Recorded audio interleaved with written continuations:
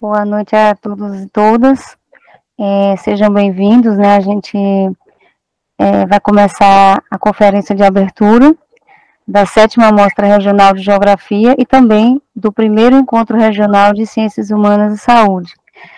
Queria aproveitar, né, para poder lembrar a vocês que ontem a gente completou, né, enquanto grupo de pesquisa, o ProSaúde já completou 14 anos de existência, né? Então a gente está de parabéns nesse momento, né? A gente conseguiu fazer uma semana bem próxima ao aniversário do grupo de pesquisa. E a gente tem o prazer hoje de receber o professor Rafael Catão. Mas antes eu vou passar a palavra para Carlos Eduardo, né, que é o moderador, para poder ele passar para a mesa de abertura, né, com a Josefa Ilza, Fernanda Leal, e depois passar a palavra para Rafael Catão. Boa noite a todos. Eu sou Eduardo, sou do curso de Geografia da UFCG, estarei aqui como moderador dessa palestra de abertura. Então, pessoal, boa noite, né? É uma alegria estar participando desse momento, dessa mesa. Quero agradecer à professora Priscila pelo convite, né? Enquanto diretora do Centro de Humanidades, né? Em que a Geografia, a Unidade Acadêmica de Geografia faz parte.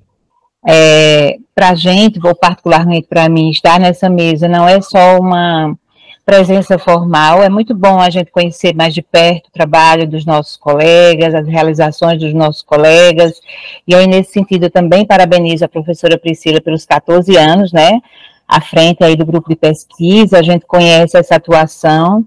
Queria também evidenciar a importância, né, dessa perspectiva interdisciplinar, que eu acho que é uma característica, né, Priscila, do teu grupo, da tua forma de construir conhecimento, tão importante, né, e sobretudo articulando aí duas áreas, né, a área das humanidades com a área da saúde, enfim, acredito muito, né, nessa forma de construção de conhecimento. Quero dar as boas-vindas ao professor Rafael Catão, as boas-vindas também a todos os estudantes e docentes que por acaso estejam, né, nesse momento aqui nessa sala virtual. Acho que é uma coisa que ficou, né, da pandemia, essa experiência da gente poder ou fazer tudo só virtual ou mesclar. Eu particularmente sou adepta do presencial, mas sei que a gente descobriu alguns caminhos e algumas vantagens que a gente não pode abrir mão, né? Então, eu vi que é um evento híbrido, né, Priscila? Tem momentos virtuais, eu estava olhando a programação ontem, quando a professora Sheila colocou no nosso grupo do CEP, eu achei a programação maravilhosa e espero que vocês estejam aproveitando, né, porque já começou a palestra de abertura agora à noite, mas desde manhã vocês já estão trabalhando e que esse momento de encontro seja bastante frutífero, né, tenha consequências que eu tenho certeza que terá na formação de todas as pessoas que estão tendo o privilégio de participar. É isso, parabéns, boa noite e sucesso, né, nessa realização. Gente, boa tarde. Vocês me ouvem? Rafael, só a Ilza, que é representante do CA. Boa noite a todos que estão aqui presentes. Eu sou Ilza, sou aluna do curso de licenciatura em Geografia aqui na UFCG em Campina Grande. Estou atualmente também como representante do CAGEL, que é do curso de Geografia aqui na UFCG, e também estou aqui como pesquisadora e extensionista. Quero primeiro agradecer o convite da professora Marta Priscila. É um privilégio participar de um evento tão importante, tão gigantesco, porque sabemos que a pesquisa, a extensão e o ensino, elas fazem parte do tripé de uma universidade para que ela seja uma universidade. Então, vemos a importância do que é a pesquisa. E, como ela falou aí, são 14 anos desempenhando esse trabalho tão importante que é a pesquisa. E também, né, a gente vê a importância da pesquisa dando espaço aos estudantes e também fazendo com que eles sejam parte, eu não vou dizer prioritária, mas que eles também sejam fundamentais na construção dos saberes. Afinal de contas, a geografia ela se faz no campo. O campo é o nosso principal objeto de estudo.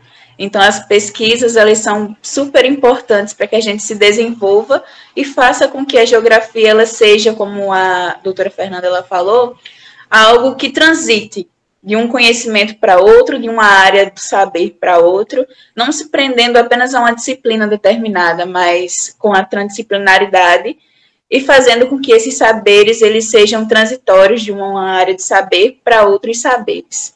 Então é isso, professora, mais uma vez obrigada, enquanto representante do CAGEL, pelo convite, e desejo a todos um bom evento e uma boa mesa de abertura. Hoje a gente vai ter o Rafael, né, que é geógrafo pela Universidade de Brasília, mestre e doutor em geografia pela Universidade Estadual Paulista, com estágio sanduíche em Barcelona, realizou estágio pós-doutoral no programa de pós-graduação em Geografia da Universidade Federal do Mato Grosso e no Núcleo de Medicina Tropical da Universidade de Brasília. Professor adjunto de Cartografia Geográfica no Departamento de Geografia da Universidade Federal do Espírito Santo, pesquisador do Laboratório de Geografia da Saúde da Universidade Federal do Espírito Santo e atua nas áreas de Cartografia, Geotecnologias e Geografia da Saúde. Rafael, a palavra está contigo. Agradecer pelo convite, né, da professora Marta. Acho que é a terceira vez que eu vou para Paraíba sem ir, né, Priscila? Porque a primeira vez foi na pandemia, aí acho que depois eu ainda fiz uma fala, agora que eu vi Xisto, boa noite também. E, enfim, eu estou devendo uma visita aí para vocês. Então, esse ano sai de pós-doc, de repente eu consigo dar uma volta aí. E será bem-vindo. E passar. Depois eu tô falando sério, eu vou mandar. Depois a gente conversa certinho que. Teremos o Trapézio no final do ano. Hã? Oi? Teremos o CREPESG, que é o Congresso de Grupos de Pesquisa, no final do ano. Vamos conversar aí. Eu não tô conseguindo compartilhar. Deixa eu ver se eu consigo agora. Licença, como a gente está numa sala bem bacana, bem próxima, eu vou acompanhar a fala do professor, mas eu vou desligar a câmera e vou ficar mais à vontade ali no sofá, assistindo da maneira mais tranquila, né? Que é uma forma também boa da gente, já passou a parte mais formal, né, Priscila? A diretora vai sair de cena e vai entrar a professora interessada em ouvir o professor Rafael, tá bom? Tá bom, sem problema, fica à vontade. Mas eu estarei assistindo com muita alegria, gosto muito da área da geografia e tenho um respeito imenso por esse conhecimento, tá bom? Maravilha. Obrigado, professor. Como eu vou trabalhar muito com mapa, né? Acho que a Priscila e o X sabem que eu gosto de mapa, então eu trouxe uma apresentação aqui no PowerPoint que eu vou fazer para vocês. Eu estou falando do meu celular aqui, então se precisar, né, fazer alguma interrupção, vamos deixar isso mais aberto possível para a gente poder aproveitar.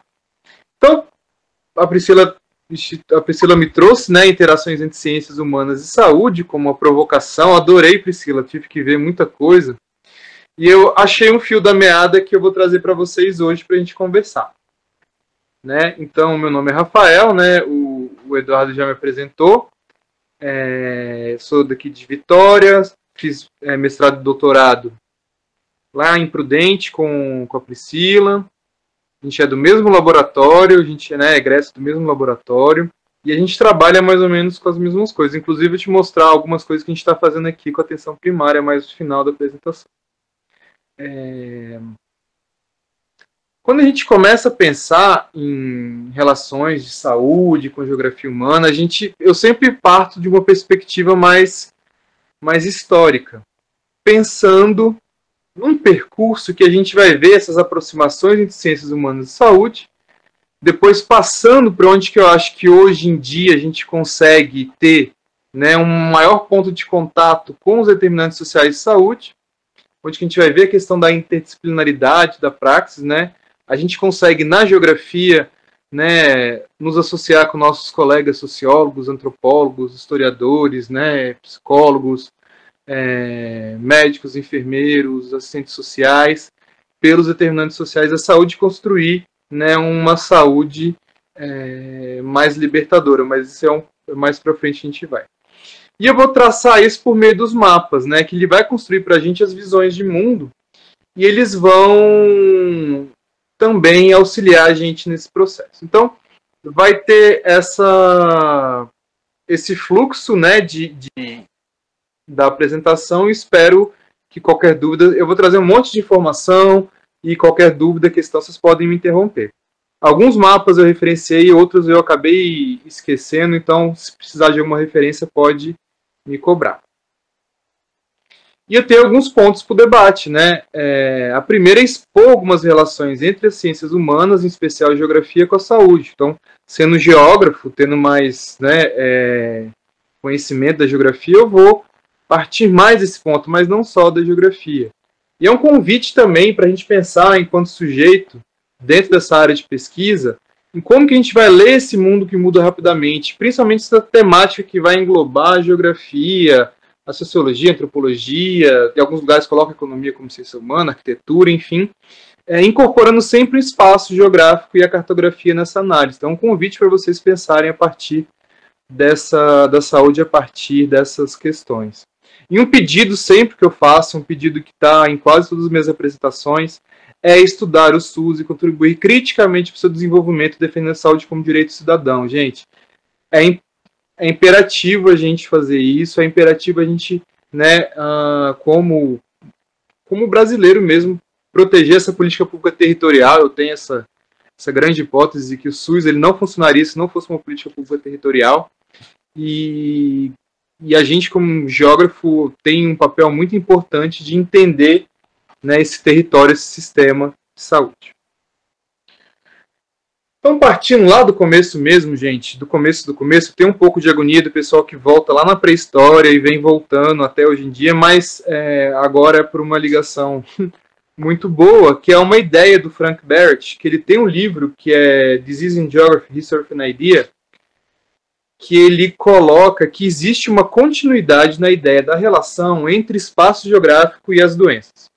Então, para a gente começar, ele diz que essa ligação vai remontar, né, na nossa cultura ocidental, os estudos hipocráticos, mas na cultura oriental ele vai ligar aos indianos, né, e aos chineses.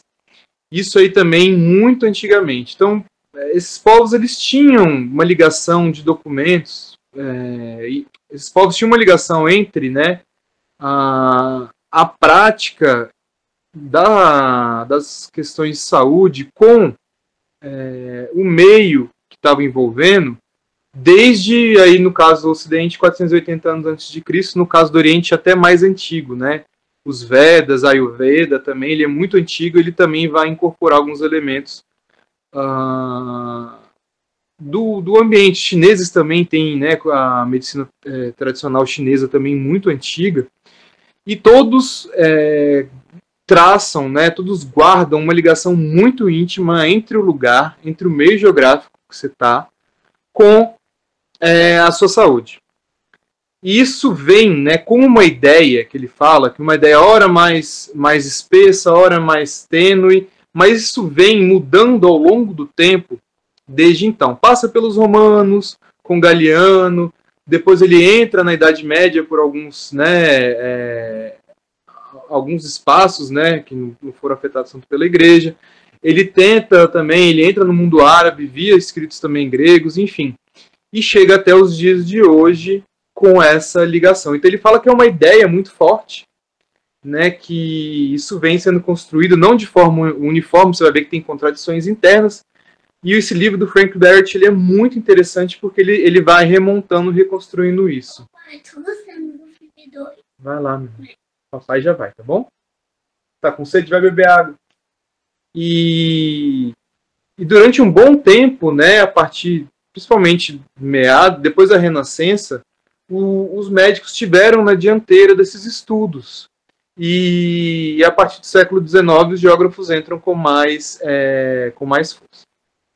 Lembrando que a gente está trabalhando, gente, mais atualmente, né, com esse conceito de disciplinas científicas que foram, né, desmembrando aí com o positivismo, mas eu vou voltar um pouquinho mais na frente. Ele traça também, e não só ele, também a Dina Sesresnia, que é um pouco a referência, que você tem uma evolução ao longo do tempo para explicar esses paradigmas. E esses paradigmas têm várias teorias para explicar essa relação do espaço-saúde e como eles se modificam com o avanço de diversas áreas de conhecimento, né? E mais especificamente a medicina e a geografia, que se tornam a geografia se torna ciência autônoma, por exemplo, no final do século XIX, mas a medicina já traz um pouquinho anterior alguns estudos. E ele, né, e a Dina Sesresnia traz, por exemplo, uns modos, né, o hipocrático místico, o miasmático climático, a unicausalidade pasteuriano, a multicausalidade e a teoria da determinação social. Isso aí são basicamente 3.000 anos resumidos, né? O hipocrático, por exemplo, você tem um primeiro momento na Grécia Antiga aí que você vai ter uma modificação, né, no Império Romano. Depois, com Humboldt, você tem o neo-hipocratismo, você tem um e-mail com Newton, enfim, isso tudo vai mudando ao longo do tempo. Isso é uma maneira muito grande de agrupar, mas é um agrupamento grosseiro que a gente faz para se situar. Dentro desses paradigmas, a geografia médica ela acaba sendo instituída por volta do final do século XVIII, principalmente na Alemanha. E aí a gente tem, né, basicamente um consenso de que o Leonard Finkel ele traz o primeiro livro de geografia médica com esse nome, embora a prática, né, como o Barrett fala, é uma prática antiga que vai entender essa relação desde os hipocráticos. Mas como um termo geografia médica, ele surge aí a partir de 1792 com o livro do Ludwig Finkel, que é que eles chamam de uma protomedicina, né? Uma medicina que estava sistematizando também na Alemanha, e ele o Finkel divide a geografia médica dele em três grandes áreas. A primeira é uma geografia das doenças, que envolvia aí o mapeamento, e aparentemente o primeiro mapa de doenças em escala global, quem fez foi o Finkel, ainda em 1792. Você tinha uma geografia da atenção médica voltada para os serviços de saúde, nessa época, com uma questão muito ligada à polícia médica alemã, mas no próximo slide eu vou falar um pouquinho mais sobre isso, e por fim, uma geografia da nutrição. Então, o Finkel ele visualizava, né, uma geografia repartida numa geografia das doenças, que tinha lá as topografias médicas, que tinha uma análise descritiva dos lugares, uma análise descritiva do sol, do vento, da água, das principais doenças, uma geografia da atenção médica que estava ali associando com os primeiros usos, né, dos dados pelo um governo prussiano, um governo central, que estava preocupado, inclusive, com a reprodução da força de trabalho, e uma geografia da nutrição, principalmente relacionadas aos regimes alimentares e às questões da fome. E o Finkel teria feito o primeiro mapa global aí em 1798. Esse livro não tem, né, esse mapa aparentemente foi perdido, mas se tem registro dele, né, alguém comenta sobre o mapa, mas o mapa ele nunca chega aos dias de hoje. Ele trabalhava, né, como que eu disse, com as protogeografias médicas, ele era na corrente da saúde, ele é um dos sistematizadores, e ele vai trabalhar dentro da corrente de polícia médica alemã, que tinha esse nome devido ao controle sanitário que alguns estados alemães faziam sobre a sua população, né, de ter realmente um controle do nível cotidiano das populações, especialmente com o levantamento de algumas informações e dados. A França e a Inglaterra são pioneiros nas estatísticas vitais, né, de levantar quantas pessoas nascem, morrem, de levantar alguns dados de saúde ali por volta de 1700, 1800 também, mas alguns estados prussianos também faziam com um controle muito grande. Nessa época também surgem as topografias médicas, que são inquéritos, principalmente em escala regional, que tinham como objetivo de descrever, inventariar e compilar as condições ambientais, condições mesológicas de cada lugar, né, como clima, relevo, hidrografia, o sol, o solo, o tipo de alimentação e principalmente a saúde de determinados lugares e determinadas regiões. Então, tem a topografia médica do Brasil, topografia médica do Uruguai, Então, isso né, ao longo do século XIX foi muito comum esse tipo de estudo de topografias médicas e que você tinha essa sistematização e essa junção desses, como um estudo corológico mesmo, um estudo do lugar, levantando todos os dados inventarianos, muito próximo da geografia tradicional nesse período. Então, tinha uma ligação muito forte, né, da geografia desse período com a medicina que estava aí se sistematizando. Nesse período, havia um conflito, né, de narrativas sobre a causalidade e origem das doenças, com a teoria miasmática tendo, né, uma maior força de explicação de como as doenças surgiam, mas era mas você tinha uma disputa entre os contagionistas e os miasmáticos, mas hoje em dia chega mais para a gente os miasmáticos. As duas teorias, né, tentam explicar, antes de você saber que tinha bactéria, que tinha vírus, que tinha protozoário, antes de saber que a entrada desses organismos causavam algum tipo de doença, você criou, né, uma explicação com base em outros fenômenos e fatores. Você tinha uma explicação que era por meio de relações divinas ou com espíritos sobrenaturais, que em algumas áreas do mundo era muito forte. Então, eu entrei num lugar sagrado, ou entrei num lugar profano, e alguma divindade me puniu com uma doença. Ou eu não rezei direito, então estou sendo punido. Isso era um tipo de explicação. Um outro tipo de explicação era esse miasmático, que tentava associar, principalmente ao odor, ao odor de alguma coisa podre, ao odor muito forte, a essa emanação putrefada de alguns materiais, como planta, animais mortos, né? Vamos tentar lembrar que a gente está falando da Europa no século XIX, que você não tinha um sistema de esgotamento sanitário muito bem feito, você não tinha um sistema de drenagem muito bem feito. Para você comer um bife na cidade, você não tinha geladeira, então os animais eram todos abatidos, né, em ambiente urbano, o sangue corria junto com fezes na rua, então era um ambiente que tinha uma profusão de cheiros muito fortes.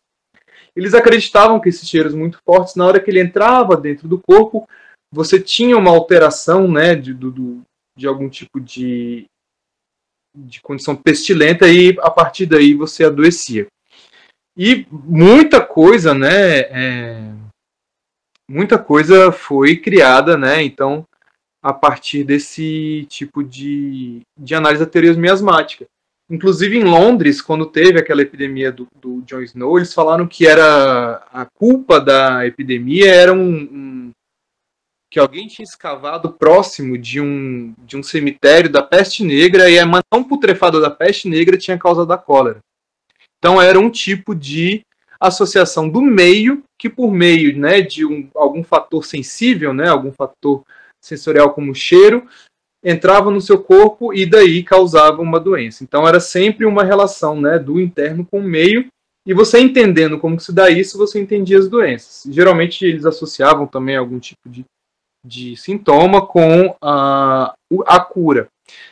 Inclusive, a gente tem uma expressão, né, que vem dessa época de malária, que vem do italiano malaria, que é ar ruim, né, que era um ar que vinha do pântano e adoecia.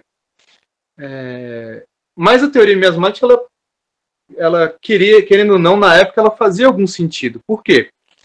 Na medida que você entendia que o cheiro ruim causava doença, você tentava eliminar o cheiro ruim. No caso da malária, o cheiro ruim que vinha do pântano, que o pântano foi drenado, você eliminava o habitat dos anófilis e você eliminava a doença. Então, essa teoria, ela tinha esse ajuste, por exemplo, para a malária, mas que para outras doenças não tinham, né?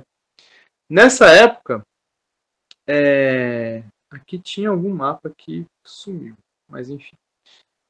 Nessa época, você tinha na Europa também o desenvolvimento de formas de colocar no mapa aspectos quantitativos e dados humanos. Então, a cartografia tem uma história aí que data pré-história. Antes da gente escrever, a gente já fazia mapa, então, como meio de linguagem gráfica é anterior à escrita. E os mapas entraram aí, né, ao longo, né, da nossa história como uma forma da gente se orientar, da gente, né, se localizar, se orientar, e uma forma de registro, de inventário, de onde estão as coisas, né, do que tem em cada lugar, desde, né, do Neolítico, que o pessoal colocava os lugares que tinha água, que tinha caça, passando aí pela Mesopotâmia e pelo Egito, com as cosmovisões. Então tinha um mapa do mundo babilônico, que o Babilônia está no centro, enfim. Os egípcios utilizavam os mapas também, né, para garantir a repartição das terras, né, nas cheias do Nilo. Os gregos já trazem para isso aí resumindo bem resumidamente. Os gregos já trazem para a gente coordenada, projeção, algumas formas de apresentação dos dados. E isso, né, ao longo da história, chega para a gente no século XIX com o começo de colocar alguns fenômenos humanos que eram captados de maneira quantitativa, como no caso de doenças, em formas de mapas. Então, até o século XVIII, XIX, a gente não tinha o uso de mapas para expressar aspectos quantitativos, era basicamente aspectos qualitativos que os mapas traziam, somente localização ou fronteiras. E a partir aí do século XVIII você começa a ter isso. E essa relação de saúde, geografia, ciências humanas, ela vai aparecer tanto nesses mapas, pelos temas, quanto nas análises que a gente vai ter, principalmente pelas reformas urbanas do século XIX, pelo colonialismo e também pelo entendimento de como as doenças se originam e se espalham no espaço. Na parte de cartografia, a gente tem a primeira representação quantitativa por volta de 1726, que é a Carta General de Cévennes. E entre meados e final do século XVIII e começo do XIX, você tem uma profusão de cartas em que você tem a criação de sistemas. Oi, meu bem. Papai já tá indo lá, vai lá ficar com a irmã. Já tá chegando a comida. Eu só queria falar. Depois você fala, meu bem. Eu só tô falando. Santi, já vai lá. Deixa eu começar com isso. Manu, deixa. O que foi, meu bem? Fica aqui, tá no colo. Ele tinha uma equipe antiga. Papai tá dando aula. Fala oi pra todo mundo. Oi. Papai tá dando aula. Deixa eu te falar com a irmã. Já vou ficar com você, tá bom? Vai lá pegar uma água que você deve estar com sede. Aí, gente, somente a partir de 1820 que você cria elementos que permitem a representação no mapa de dados quantitativos, que foi feito pelo William Playfair com a aritmética linear. Então, antes disso, a gente não tinha formas de colocar no mapa quantidades, porque a gente não tinha transcrição gráfica de tamanho, de cor, de valor. E a partir do final do século XVIII, começo do XIX, você tem a entrada de dados quantitativos e a entrada também de fenômenos que eram captados. Então, em vez de você, né, colocar elementos do uso da terra, da paisagem nos mapas, que eram muito comum, ou das fronteiras e limites, você começa a colocar elementos que vêm de inquéritos, que vêm, né, de estatísticas, e você tem ali, a partir do William Playfair, você consegue colocar isso no mapa. Um exemplo é o mapa coroplético, que ele chamava Carte Figurative de l'Institution Populaire de France, que é um mapa, que é o primeiro mapa coroplético, ele é de 1826, do Dupin, que permite a gente visualizar o nível de instrução. Quanto mais instruído é o departamento aqui da França, mais claro está no valor, né, que é a quantidade de claro e escuro, e quanto menos instruído, mais escuro está. Que opunha uma França que era iluminada de uma França que era obscura. Então, esse foi uma questão de representação, né? E a gente está associando aí uma porcentagem, quantidade de pessoas àquela área, um dado relativo, que eram instruídas ou não. Então, esses mapas, principalmente do William Playfair, com a aritmética linear, e depois do Dupin com o mapa Choropleth, começam a abrir as portas para a gente colocar dados quantitativos do mapa e entender alguns fenômenos que eram captados não só da paisagem. Além, né, do mapa Choropleth, a gente tem um mapa de pontos de contagem que colocava as densidades para a gente. Esse aqui foi um método de 1830 do Frey-de-Montizon e que permitia a gente colocar mapas a dados absolutos, como, por exemplo, população da França. E permitia a gente visualizar sem passar pelo mapa que era um mapa de inventário que colocava só os valores. Era para esse mapa estar ali antes de começar esses aqui para mostrar a diferença. Além disso, foram criados certogramas, né, que são os gráficos de pizza, que permitiam analisar a porcentagem, a distribuição e o tamanho.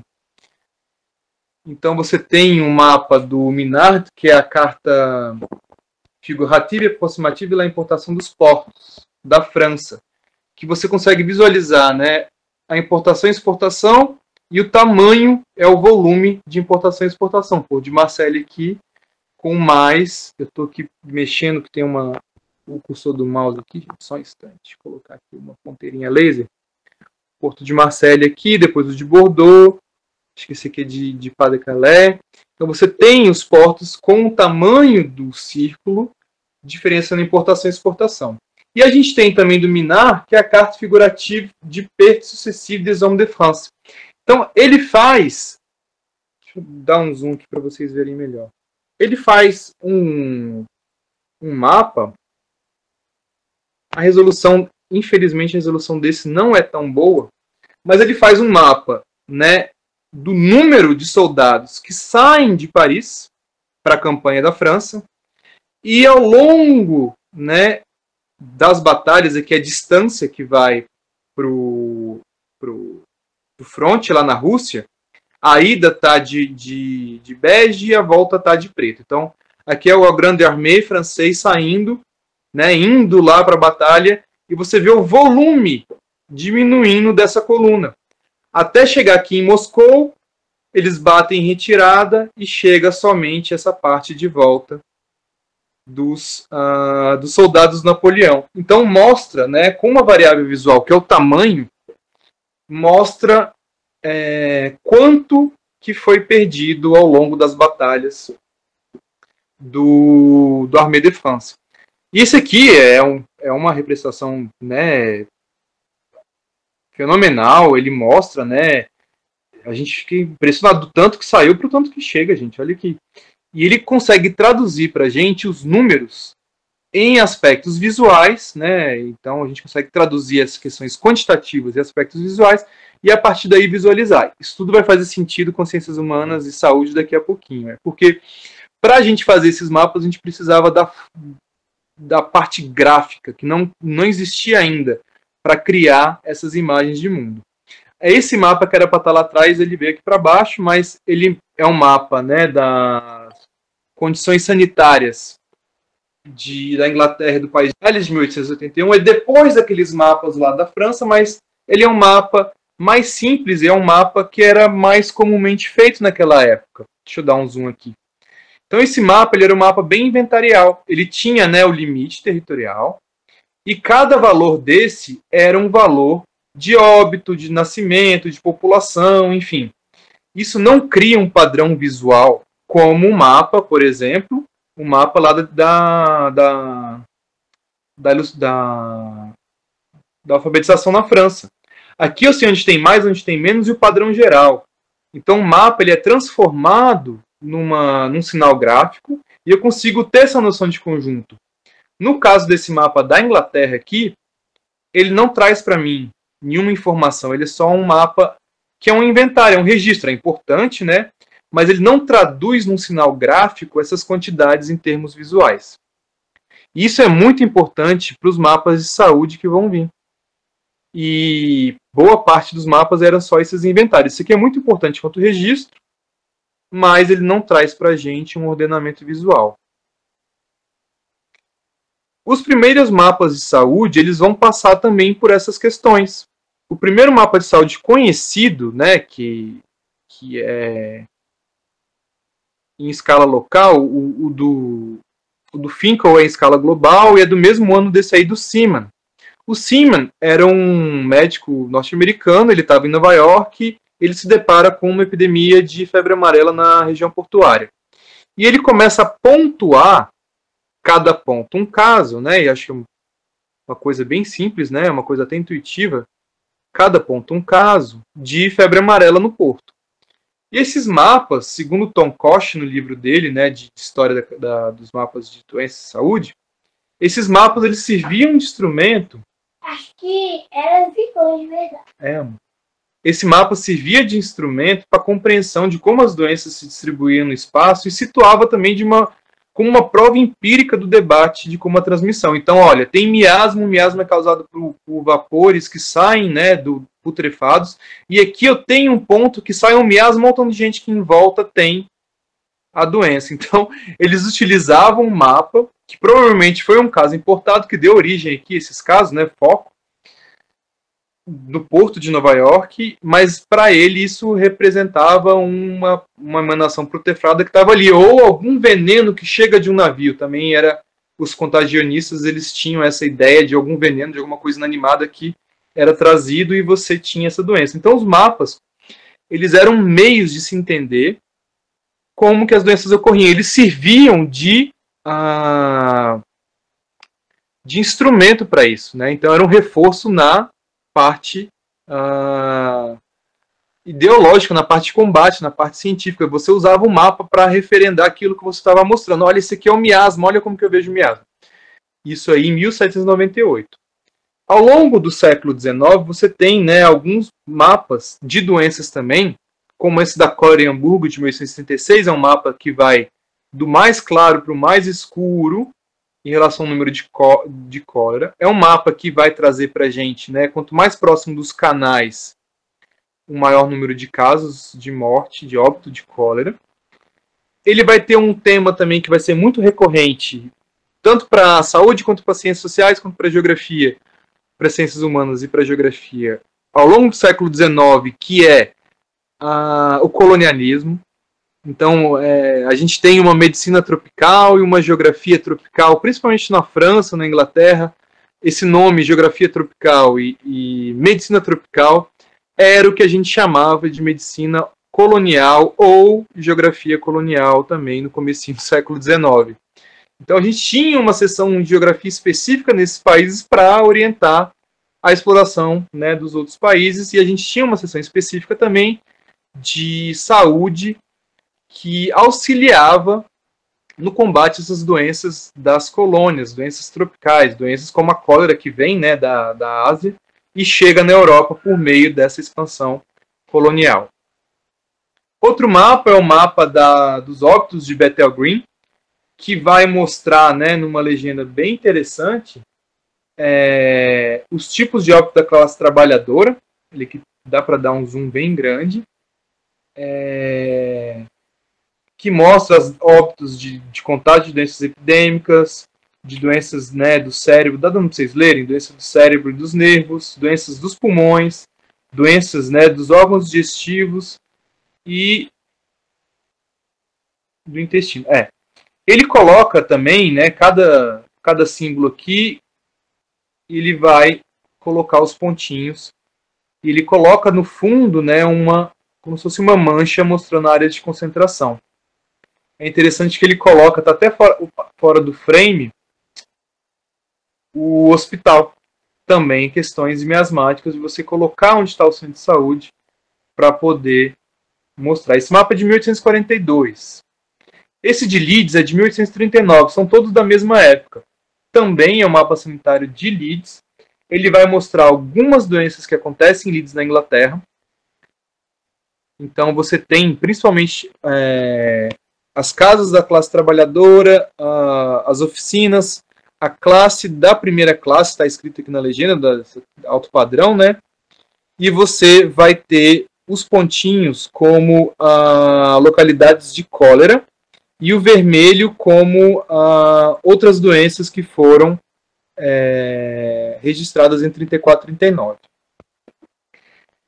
Então, esse tema de classe trabalhadora, de doenças infecciosas, de cidades industriais inglesas, alemãs, espanholas, francesas, eles estão no tema, estão no debate. Tô gostando disso aí. Tá gostando? Que bom, meu amor.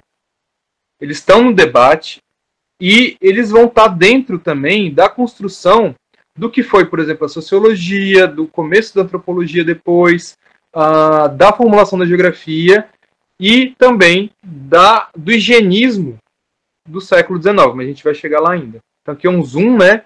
Eles marcaram os moinhos e as igrejas desse mapa sanitário de Leeds, e eu também acho o mapa bem interessante. Também os 3 mapas, tanto de Seaman, quanto de Bethnal Green Parish, quanto de Hamburgo, trazem informação de cólera, entre outras doenças, principalmente classe trabalhadora, e doenças que vêm, né, dos trópicos. Nessa época, gente, você tinha esse paradigma miasmático que ele era preponderante, embora não era hegemônico, ele não era o único. E você tinha uma ideia de que a classe trabalhadora era uma classe que, por ela estar junta na cidade, então imagina, eu sempre lembro dos escritos do Engels, da classe trabalhadora na Inglaterra de 1848, daquelas cidades apinhadas, poluídas, com criança trabalhando, mulher grávida trabalhando em mina de carvão, com o pessoal trabalhando em tecelagem 12 horas por dia, sem alimentação, numa cidade sem como que chama? Saneamento básico, sem também atendimento médico hospitalar. E você tinha, né, nessa época, um grande número de doenças circulando, principalmente classe trabalhadora, que estava, né, subalimentada, sobreexplorada, que estava morando em ambientes sem iluminação natural. E a elite, né, nessa época, associou os miasmas à questão da classe trabalhadora, à pobreza, e associou os miasmas e a pobreza às questões das doenças. Então foi uma ligação que aconteceu aí no meio do século XIX, e a gente teve, durante esse período, né, várias campanhas de reforma urbana, principalmente, né, a mais famosa, a de Haussmann em Paris. Então aqui está o Barão de Haussmann sentado lendo o jornal dele, com os boulevards que ele abriu, né, justamente para... Né, e foi também associado com um discurso também, né, de ordem, com um discurso de progresso, mas também com um discurso de controle social, né, que os pobres, né, você desaloja a classe trabalhadora, você derruba, né, cortiço, você não tinha política habitacional nenhuma, e isso vai, querendo ou não, impactar enormemente no cotidiano da cidade de Paris. Então o Haussmann baixa, né, várias normativas, como por exemplo, toda casa, todo apartamento tem que ter janela, todo cômodo tem que ser iluminado. Você tem 3 andares e o quarto vai ser um sótão, todos iluminados, voltados para o sol. Você vai ter a abertura de grandes avenidas para circulação de ar. Você vai ter coleta de esgotamento sanitário, abastecimento de água. Isso tudo entra dentro, né, da ideia de um miasma que acontecia por conta do cheiro. Você vai entrar também dessas grandes doenças que tinham nessa época, principalmente tuberculose, era uma doença que acontecia muito. E você tem as doenças, né, que vêm da febre amarela, cólera. Febre amarela não tanto em Paris, mas você tem cólera e outras doenças. E você começa a atuar no espaço, ou seja, o meio é o que causa a doença. Então, pela atuação do meio e pelo controle também de classes sociais, você consegue cuidar da salubridade e da higiene. Então, é onde que as ciências humanas, a geografia e a saúde vêm. Eu acho que essa primeira, né? Antigamente você tinha a relação do meio com a saúde, mas no higienismo você tem, né, a questão das cidades, da pobreza, do colonialismo, a questão de como as doenças são produzidas e como que o meio está ali, você tem essa junção de tudo. O resultado foi o saneamento do meio, com a população em retirada às forças, principalmente a população mais pobre. Você tem a parede de Haussmann, que demoliu várias ruas, abriu avenidas, realocou pessoas, cuidou desse embelezamento, né? Em que você tem condições sociais na cidade associadas às doenças urbanas e o colonialismo ligado às doenças tropicais e às doenças que vêm de longe. Então esse é o primeiro ponto de contato. Nisso você tem esses senhores simpáticos aqui, todos brancos europeus, que estavam no centro do debate da criação de disciplinas autônomas, principalmente ciências humanas, aí no caso, né, as ciências vai ser geografia, sociologia, que no rol das ciências que foram estruturadas, que teriam, né, um objeto, que teriam uma forma de situação, foram uma das últimas. A geografia foi até antes da sociologia, a antropologia vem depois, você tem a história que já estava sendo feita, mas enfim. Então, a barriga tá ficando com fome. Tá chegando a comida, meu amor, já tá quase vindo, tá bom? Toma água, Santi. E você tem os filósofos que deram suporte, tanto Auguste Comte, que foi o filósofo positivista, que deu o embasamento para a geografia, mas também, principalmente para a sociologia, o Immanuel Kant, que traz para a gente a questão de espaço e tempo. Ele, né, ele também começa a trabalhar com essa questão da geografia física, principalmente a geografia, né, da questão espacial na geografia. Você tem o Max Weber e o Karl Marx, que, né, são mais ou menos contemporâneos, né, o Marx antes do Weber, e trazem a questão do Estado, da economia e das ciências sociais, mais para a sociologia. O Max Weber e Durkheim, eles são os três porquinhos da sociologia que criam, né, a ciência sociológica. Você tem na geografia o Ratzel e o Humboldt. Eu trouxe mais o Ratzel porque eles trabalham mais com ciência humana, então o Ratzel vai influenciar, por exemplo, o Durkheim para ter pela antropogeografia. O Durkheim ele vai pegar a questão da fome tá aumentando. Oh, meu amor, já está chegando a e o Ratzel ele vai influenciar tanto o Durkheim quanto o Lablache nessa segunda geração aí de cientistas sociais. Eles vão trabalhar com o Estado, com o modo de produção e influência de vida. Eles vão trabalhar com a geografia política, as técnicas, né? O Ratzel ele tem ele traz consigo o mapeamento da difusão, por exemplo, junto com o Gabriel Tarde, que é outro pai da sociologia. E eles vão dar embasamento para esses outros três porquinhos aqui. Vai chegar. Ainda tô com fome. Mas vai chegar, tá chegando quase. Você quer? Pega uma uva na geladeira, Santi, congelada, pede pra irmã. Esses três senhores aí, o Émile Durkheim é considerado, né, um dos pais, junto com o Weber e o Marx, da sociologia. O Paul-Marie Vidal-Lablache, junto com o Humboldt, o Ratzel e o Ritter, ele é considerado um dos pais fundadores da geografia. E o Lucien Febvre, mais recente de todos, ele é um dos que sistematizou e orientou a nova construção da história. Eles que vão delimitar, por meio de debates acadêmicos acalorados, os limites e as fronteiras epistemológicas da sociologia, da geografia e da história. Os três, eles são mais ou menos, né, que definiram na França, principalmente na Sorbonne, e que deu mais ou menos, olha, você pode vir até aqui, daqui você não passa, você pode vir daqui. Não só eles, mas como seus discípulos. O Lablache, quem brigou mais foi o Sorrio de Joangion e o Bruins depois dele. O Durkheim também, os pupilos deles brigaram. Por quê? Porque o Durkheim ele entendia que uma parte da sociologia deveria trabalhar com o que ele chama de morfologia social, que são os aspectos sociais do espaço. O Lucien Febvre, ele quis delimitar a história em relação à sociologia e à filosofia. E também o Durkheim quis colocar um limite em relação à psicologia. Então, estavam esses três senhores ali, né, se degladiando na França, com seus escritos, com debate, enfim. E aparentemente parece que o Durkheim e o Lablache se estranharam mais de uma vez em relação a esse tema.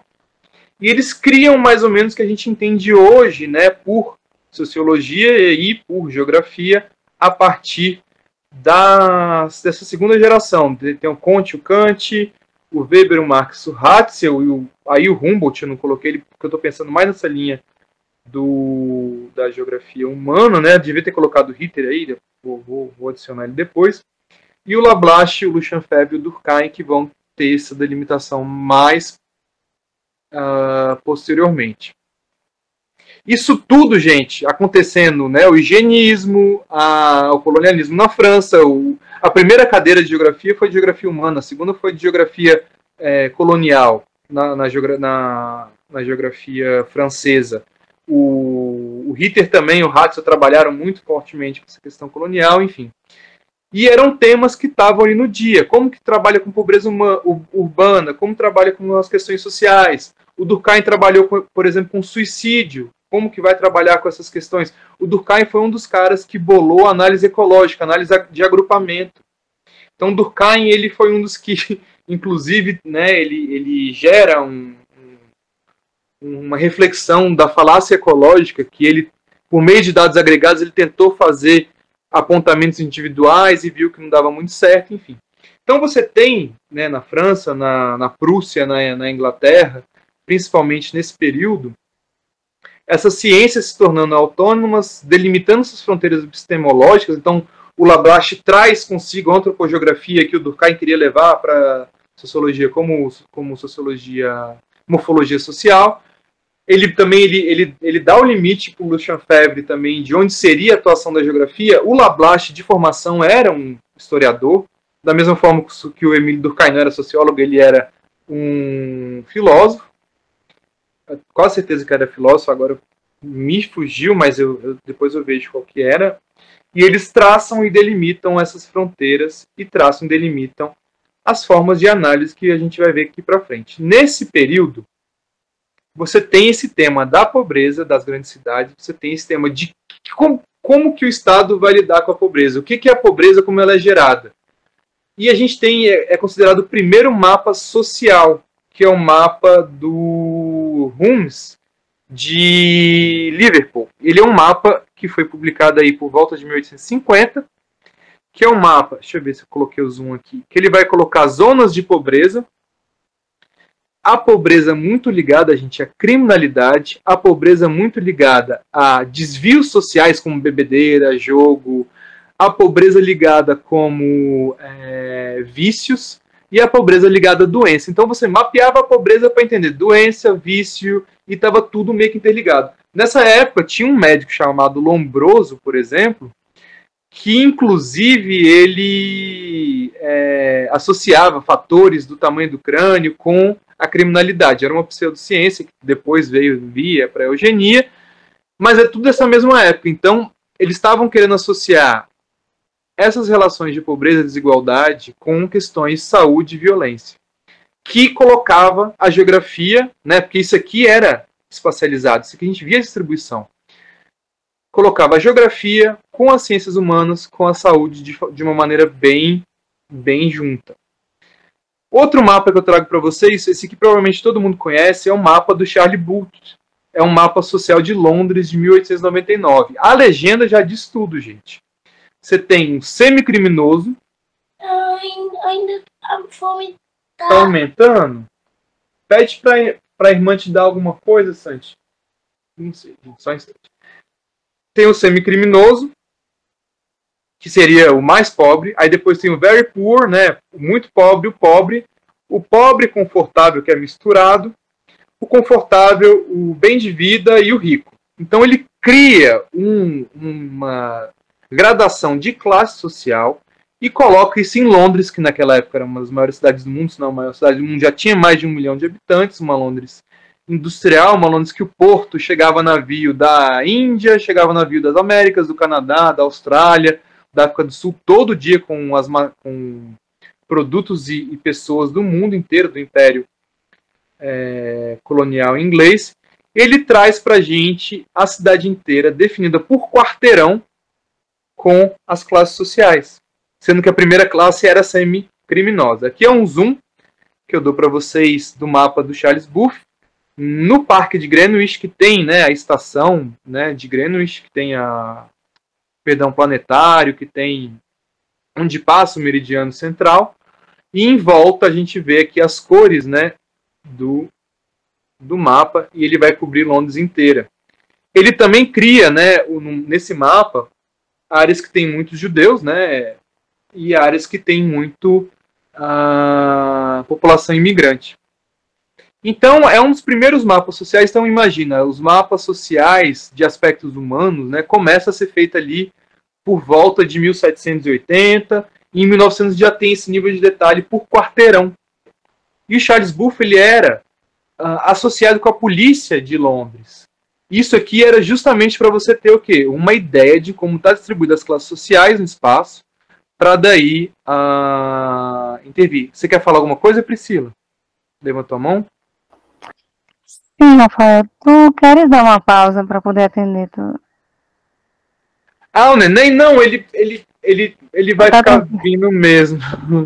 Então tá bom. Eu posso dar só um gás aqui, só um instante, de repente ver, mas ele vai ficar vindo, ele chegou da escola, aí tá com a irmã, ele vem e vai. Ele vai ficar tudo bem. Mesmo. Ele queria ficar aqui no meu colo conversando e brincando, né, mas... Não, eu sei, entendo. Essa diferença de espaços é complicada. Vai fazer 6 anos agora. É verdade. Não, tudo bem, mas fica à vontade, tá? Tá, tranquilo. Deixa eu só voltar aqui, que parece que saiu e não tá voltando. Então, gente, se a gente pensar, né, pobreza, migração, doença, violência, tudo isso entra como objeto de entender a sociedade que a gente vive. E as ciências humanas era nessa formação, né, principalmente nesse período, ela estava preocupada com essas questões. Outra questão que estava muito ligada às ciências humanas nessa época era o imperialismo. Esse aqui é um mapa do Império Britânico, né, numa época eles falavam que o sol não se punha no Império Britânico, então onde estava dia, estava pegando sol no Império Britânico. Os franceses também falaram isso, né? Inclusive as colônias francesas, até hoje, os estados ultramarinos francês, se colocar no mapa, você vai ver que quase o dia inteiro tem sol na França. Mas a Inglaterra chega a ocupar 1/4 da área da Terra, ela chega a ocupar mais de 1/5 da população, fora as outras atividades. Então esse mapa aqui, ele mostra pra gente a Inglaterra no meio, com os povos, né, que ela subordinou em volta, a ligação por telégrafo, que era um meio técnico que, né, ligava todos a um centro nevrálgico de controle e poder, principalmente bancário, comercial e de informação, e militar, né, que era a Inglaterra. E esse mapa, longe de ser uma coisa neutra, né, ele está imbuído de ideologia. Tem um texto do Halley, do Brian Halley, sobre mapas e poder, está na Confins, tradução dele, sobre esse mapa, que é fenomenal. Ele pega cada aspecto do mapa para mostrar como a projeção de Mercator com a Inglaterra no meio está longe de ser livre de ideologia. E as ciências humanas, né, vai trabalhar muito com essas questões ideológicas, mais depois com a mudança de paradigma. Nesse período você tem a geografia fazendo a partição da África. Então esse aqui é um mapa rosa. Conhecia, Priscila, o mapa rosa? Esse mapa rosa aqui é legal também, esse aqui do canto. Isso eu já tinha ouvido falar numa palestra, mas eu não tinha visto. Esse senhor aqui, o mapa rosa era o território pretendido por Portugal na África, que era uma colônia que ia da Angola até Moçambique, passando pelo centro da África. Só que a Inglaterra tinha uma ideia de ligar o Cabo ao Cairo pelo meio, inclusive fazendo a Rodésia aqui no meio. Então, como quem tinha mais poder na época era a Inglaterra, ela separa o que o Portugal tinha pedido, e a partição da África fica com essas colônias no meio inglesas e as colônias portuguesas separadas. Nesse período, gente, para você ter de fato, né, o movimento imperial, a divisão e a identificação de onde tinha recursos, tudo isso demandou geógrafos, né? A primeira encontro da UGI em 1881, né, o UGI hoje, os encontros que a gente tem até hoje da UGI, o primeiro foi 1881, que foi justamente na Antuérpia para você dividir a África. Não sei se foi em Berlim para dividir a África. Depois foi na Antuérpia, que o rei Leopoldo ficou com o Congo, mas enfim. Nessa época, os geógrafos, né, que trabalhavam com essas questões, trabalhavam com os governos imperiais, eles faziam tanta expedição para ver, aqui tem mina de carvão, aqui tem mina de ouro, aqui tem diamante, aqui tem um solo arável. Então fazia o inventário, né, colocava, por exemplo, onde que era a nascente do Nilo, até onde dava para andar de barco. Então eles faziam toda a descrição, fazia todo o levantamento, colocava isso em mapa, voltava para a Europa, né, eles debatiam, dividiam, partilhavam, faziam o plano de ocupação, inclusive mesclando etnias diferentes para elas se odiarem e ficar mais fácil colonizar. E eles também faziam esses mapas de coloniality of Africa.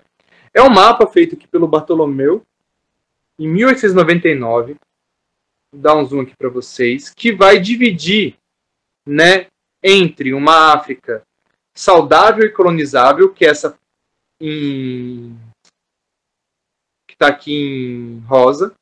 Então tem a colônia do Cabo, aqui uma parte da Namíbia, aqui em cima, né, no Maghreb, que você vai ter também uma parte mais rosa, ou seja, onde que daria para assentar europeus de uma maneira saudável. Você tem um amarelo, que é uma África quase saudável, mas com condições não favoráveis de solo e água. Aqui uma parte da Namíbia e aqui em cima também uma parte do Saara e do Sahel. E você vai ter as últimas duas classes, que é uma África que ela não é saudável, mas é uma África explorável. Aí ele coloca até aqui, ó, impossível para a colonização europeia, mas na maior parte tem um grande valor comercial e é habitado por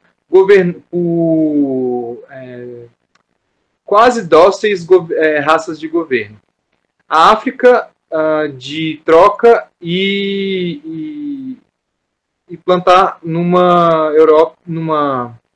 controle europeu despótico. Então era onde que daria para você explorar mais.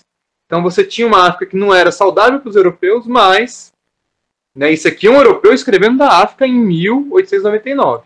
E você tinha a última classe ali, gente, que era uma África extremamente doente ou não saudável. Então você tinha essas classes e você tinha uma partição da África também. Chegou. A irmã foi pegar? Tá. Então você tinha, né, essa partição da África, isso aqui foi, né, utilizado também para as colônias. A Inglaterra pegou as áreas que eles determinavam que era melhor, né, para a colônia. E você tinha aqui, né, a África Oriental Francesa, a África Ocidental Francesa, que pegava uma parte dessa mais unhealthy que eles colocam. E você tinha todo esse discurso. Ou seja, você tem, de novo, geografia, ciências humanas e saúde a serviço da colonização. A gente vai ver que ao longo do século XX, o tanto de atlas de saúde que serviu, tanto para planejamento de guerra, quanto para disputa geopolítica, atlas de saúde que servia para você ver, se eu jogar minha tropa aqui, né, quais doenças que vão acontecer. E era também geógrafo, ciências sociais e saúde. Isso aqui é um zoom, né? Ao longo dos grandes rios você tinha esse Unhealthy Africa e você tinha essa divisão muito nítida. Nesse mesmo período você estava tendo os primeiros censos de alguns países, e os Estados Unidos fez uns primeiros censos na década de 1870, e eles mapearam, por exemplo, algumas doenças mais comuns e fizeram medical charts.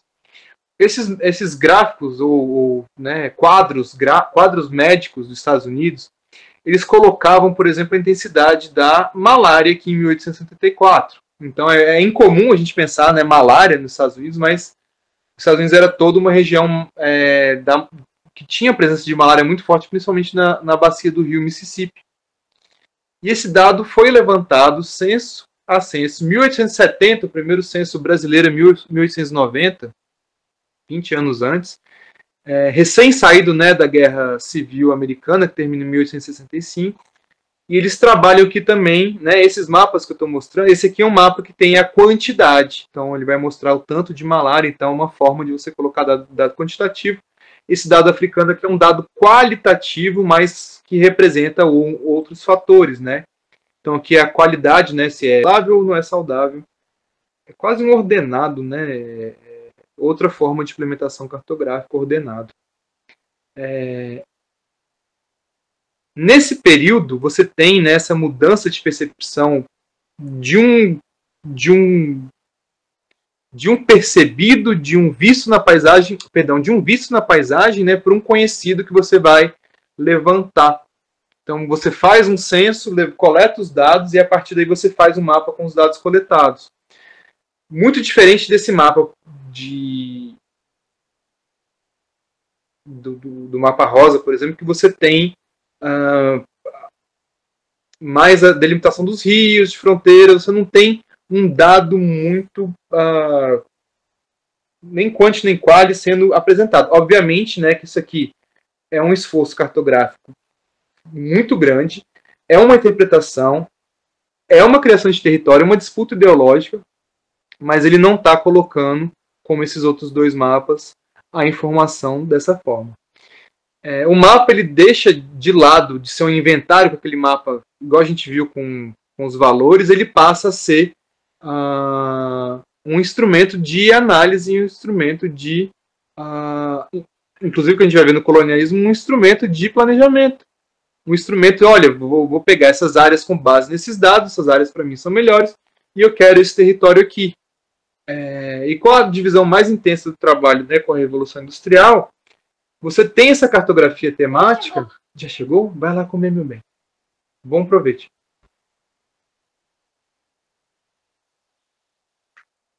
E você tem a cartografia temática atendendo a todas essas novas ciências. Então você tem, né, a geologia, a geomorfologia, a física. Então você tem o mapa do Harley, do mapa, né, de magnetismo. Você tem várias ciências ali trabalhando com essas questões temáticas. E um dos grandes mapas que se fazia nessa época eram os mapas das raças humanas. Né? No começo de uma antropologia, final do século XIX, você tem, né, essa repartição do globo pelas raças humanas. E associando também às questões, mais tarde, de saúde. Então, esse aqui são as raças humanas. E aqui embaixo, né, um mapa, assim como, né, a biologia queria inventariar as espécies, e era uma taxonomia das espécies, a geografia era uma taxonomia dos lugares, a antropologia queria fazer isso também para as pessoas, para as raças, culturas que eles queriam ver na época. Então, tudo isso aqui é fruto dessa época e da evolução dessa cartografia temática para entender, explicar e criar visões de mundo. Então, a visão de mundo de que um europeu cria a partir disso aqui é muito diferente do que a gente vai ver dos mapas de hoje.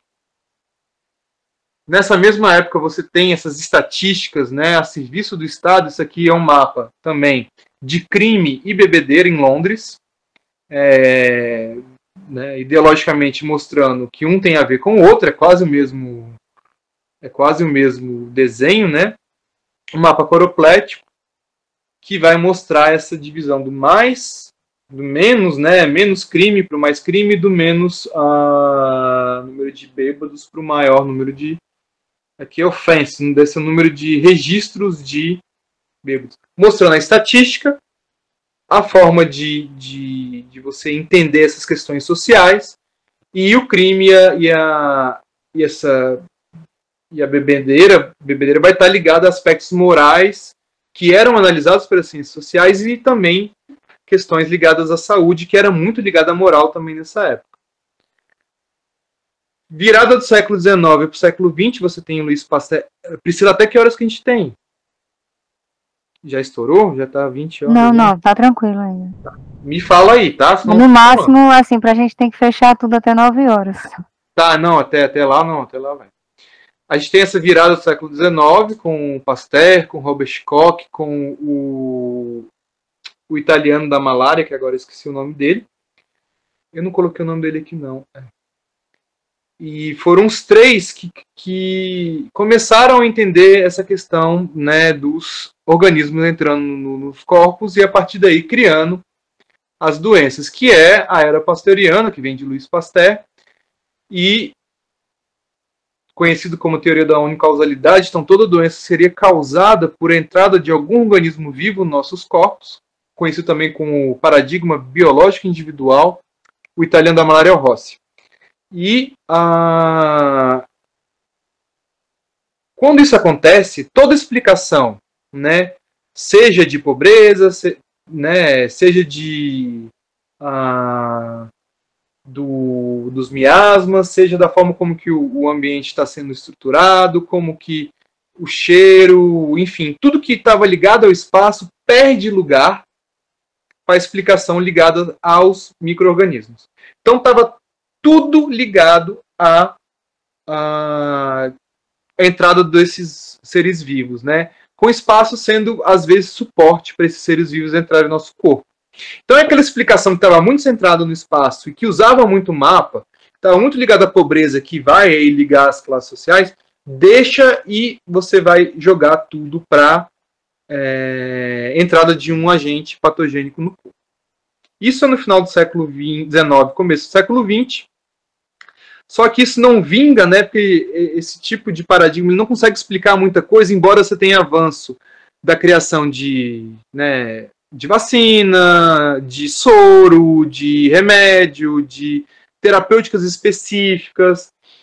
Enfim, você abre um leque muito grande, mas chegou no momento que deu uma estagnada. Aí você tem, no meio do século XX, perdão, né, nas primeiras 2 décadas, no entreguerra, uma volta de entender o espaço dentro da teoria da unicausalidade, tentar entender como o ambiente vai influenciar nos micro-organismos, como o ambiente vai, como o meio, né, vai influenciar no surgimento dos agentes biológicos. Aí volta, né, o mapa para entender a distribuição das doenças, para ver o ecótopo dos vetores, para ver a questão, né, da difusão da cólera, da difusão dessas doenças. Então, você tem um retorno do espaço que ele é ligado aos agentes biológicos. E é um espaço da geografia determinista, então é um espaço, né, que vai ser imperativo, vai influenciar de uma maneira bem forte. Então, a temperatura do ar vai causar determinada coisa, ou então um tipo de água vai causar, ligado principalmente aos agentes patogênicos. Nessa época você tem uma evolução muito grande, principalmente da geografia positivista, com um retorno da geografia médica aí pelo Jean Brunes, pelo Sorry, pelo o May nos Estados Unidos, com o Pavlovsky, que era um médico, mas trabalhou nessa área de geografia médica na Rússia. E você tem esse dinamismo novamente do espaço depois da queda, aí no final do século XIX, começo do século XX. Nessa época o Sorry faz complexo patogênico, né, que é uma forma de entender dentro, né, de uma ótica a doença hospedeira e o meio ao mesmo tempo. E o Sorry também vai associar muito as questões históricas, técnicas e a questão ambiental. Principalmente, né, no entreguerras e na Segunda Guerra, quando na Segunda Guerra você tem a Operação do Pacífico dos Estados Unidos contra o Japão, em algumas batalhas mais gente morre de malária e de febre amarela, e de tifo, de doenças, né, do que de combate com os japoneses. E eles começam a partir daí fazer o mapeamento do teatro de operações para ver onde que tinha doença, para isso entrar também no planejamento.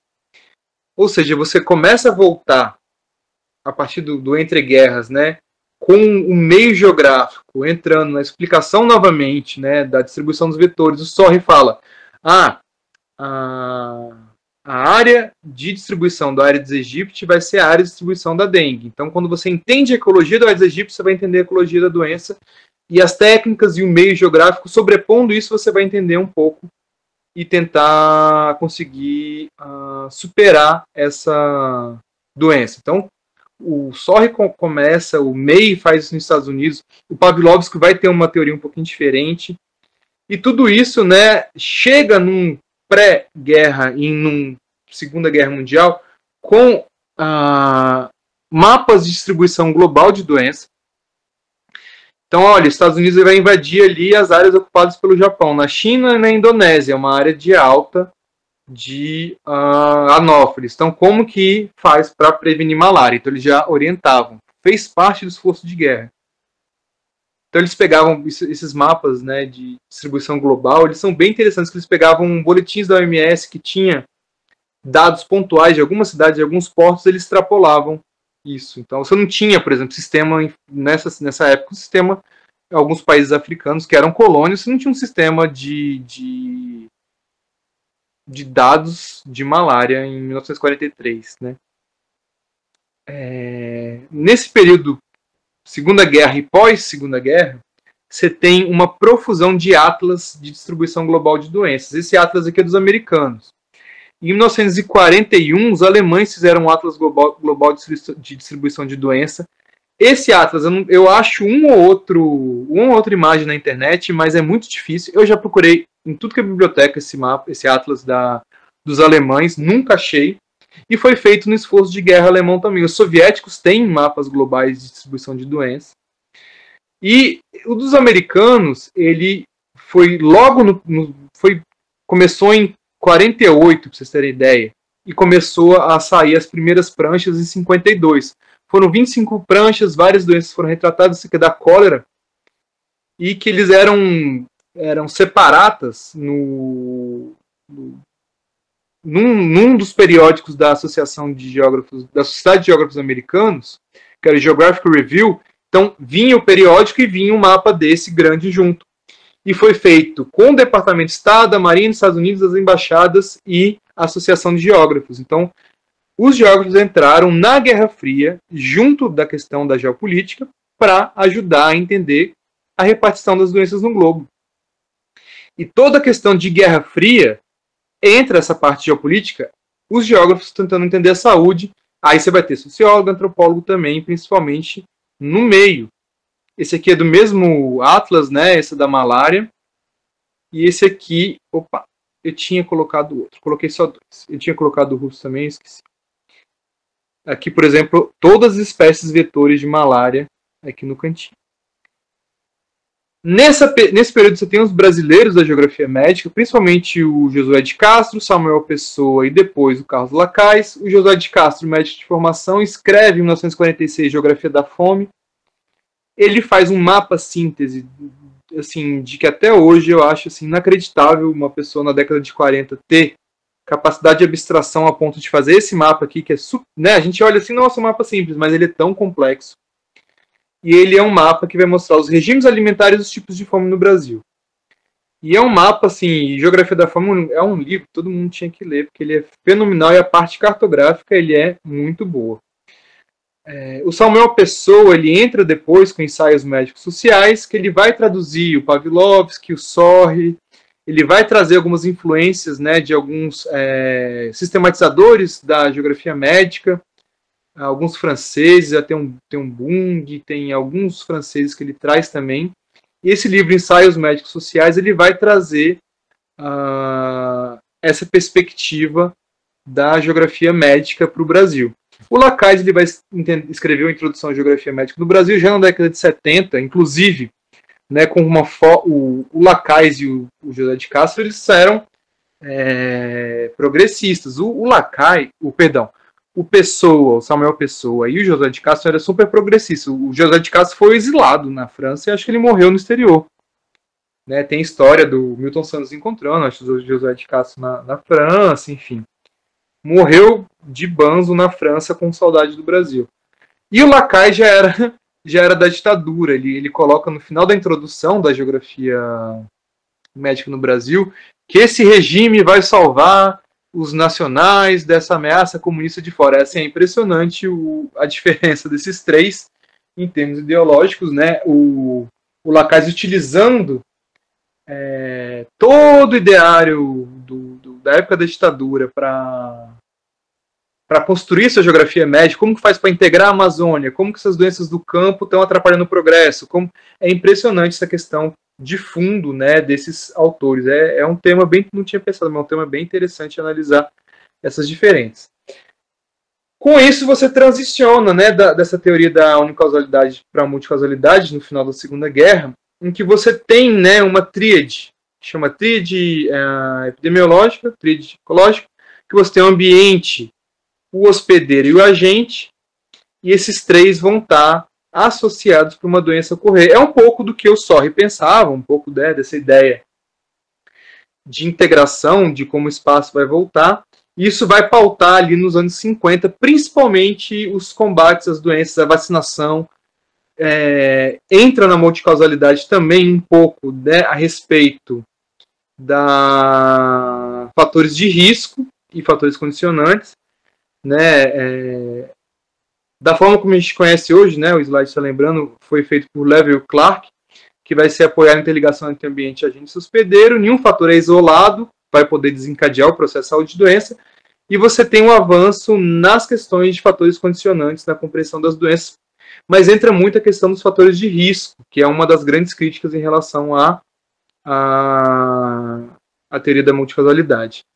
Entra também essa história natural das doenças, que é uma forma de entender, né, como que é o decurso da doença, num termo mais processual. Isso ali, quando a gente vai ver no espaço, a gente vai ver os fatores de pré-patogênese, patogênese, de cura, enfim, de como a gente pode analisar. E tanto a teoria da multicausalidade quanto a história natural das doenças, os fatores de risco, ele vai casar, da mesma forma como que o positivismo, né, para a sociologia, para a geografia, para a história, os análises estavam muito ligados à forma como que os médicos estavam fazendo ciência no começo do final do 19, começo do 20, a geografia médica dos anos 40, né, do entre guerras, a geografia médica neopositivista, junto com a medicina que estava naquele momento, ela se casa muito bom. Porque eles têm um pouco de fonte de diálogo, como a aplicação de modelo, a aplicação de matemática,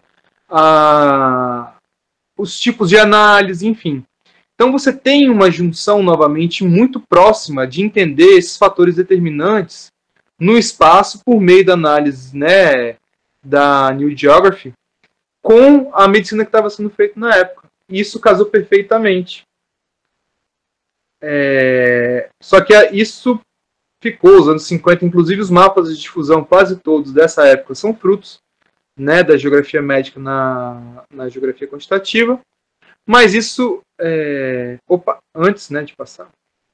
Mas dentro da elaboração, né, de estatística, de modelos, você tinha, além desse limite da Guerra Fria, o começo de mapas de previsão. Esse aqui é um mapa das 10 áreas do mundo onde você consegue sobreviver ao holocausto nuclear. Eu coloquei esse mapa, né, não sei se os alunos estão vendo, Priscila, a série que é o Fallout. Fallout é uma série que está tendo agora na Amazon, de um joguinho, né, que mostra um mundo distópico pós-apocalíptico, que explodiram as bombas atômicas. Então, eu acho que eu assisti Oppenheimer, vocês já viram Oppenheimer também, é muito bom, e depois eu assisti o Fallout, aí eu lembrei desse mapa e falei, não, vou colocar que os alunos da Priscila vão estar vendo. Então, eles fizeram uma projeção, né, no globo, isso para mim é assustador, de quais são os 10 lugares do mundo onde que mais provável você ia sobreviver a um apocalipse nuclear. Então eles colocam as principais cidades e as manchas de onde ia cair, né, a radiação, onde ia cair as cinzas radioativas, que é o fallout, né? A direção do vento, o tamanho da pluma, a bolinha vermelha ia ser totalmente dizimada, a bolinha amarela ia ficar radioativa, e dependendo do vento você conseguiria ver. Então eles viram que você tinha alguns lugares, nos Estados Unidos, no México, aqui na América do Sul você tem 3. Aí eu coloquei também, porque eu sou mineiro de Belo Horizonte, então olha, se tiver um apocalipse nuclear, um dos lugares que vai sobreviver, segundo esse estudo da década de 60, é Belo Horizonte, por conta da condição do vento e de onde iam ser atingidos as bombas, né? E esse tipo de mapa é um mapa que você tem não só o dado que estava ali, né, mas você tem uma projeção, você tem uma previsão com base no modelo. Isso também foi muito importante, tanto para a medicina quanto para a geografia nesse período. E eu acho assustador, porque você está tendo, né, todo um debate de uma nova corrida nuclear, com a guerra da Ucrânia, a OTAN, enfim, e é uma coisa para a gente se preocupar. Mas esse mapa aqui, ele mostra justamente isso. Nesse período, né, juntamente com esses mapas,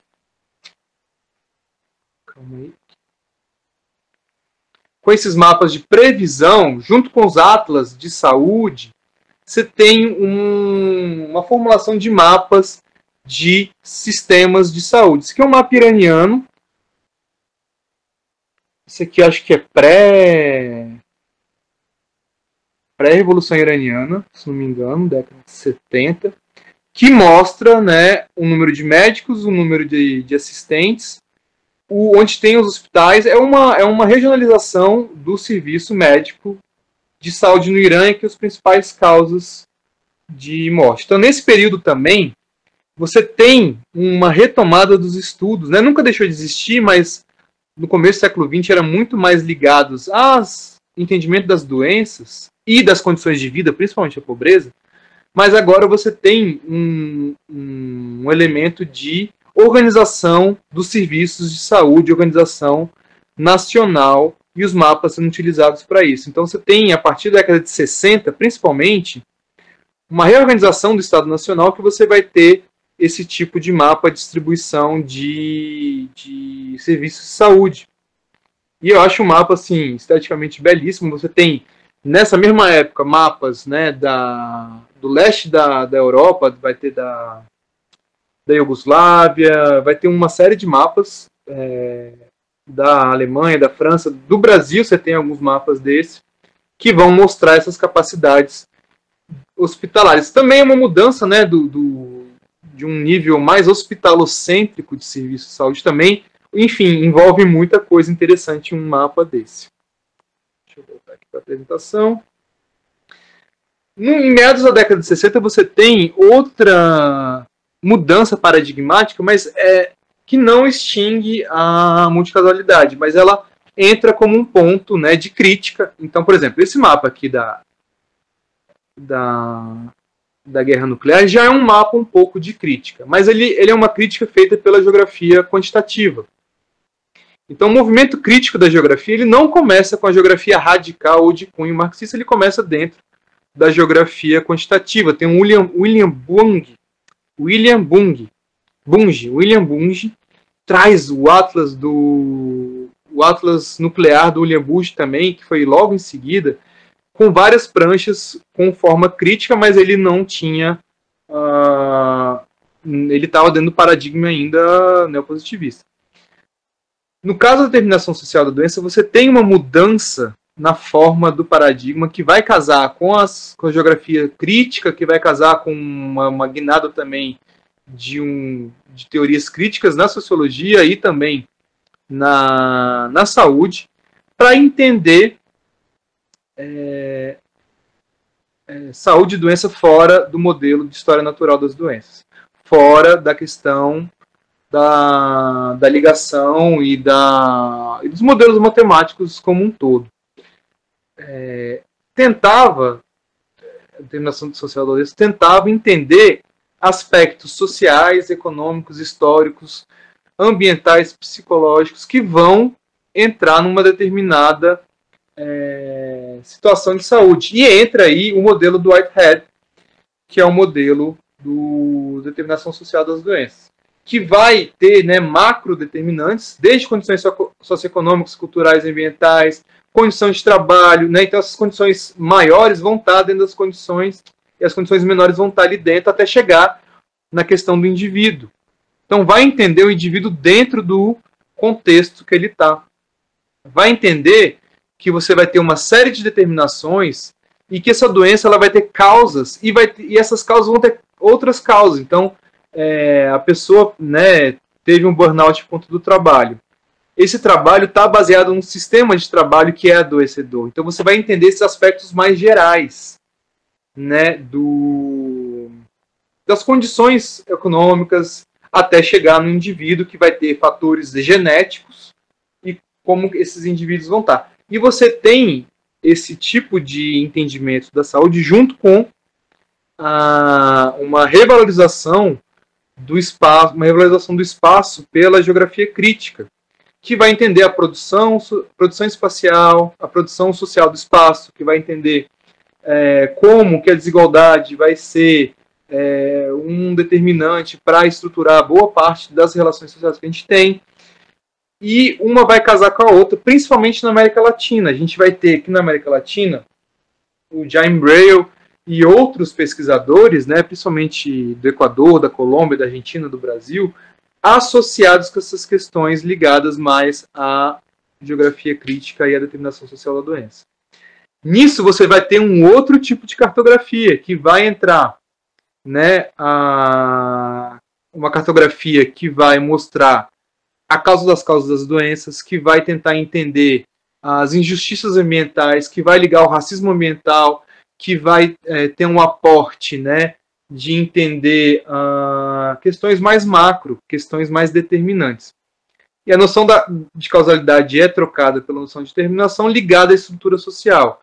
O espaço ele vai ter, como resultado de produção histórico, social, vai ser uma parte que vai explicar como as pessoas adoecem. Então o espaço ele vai estar aqui no meio, não só como suporte para as bactérias, para os vírus, para os mosquitos, mas como um nível de determinação.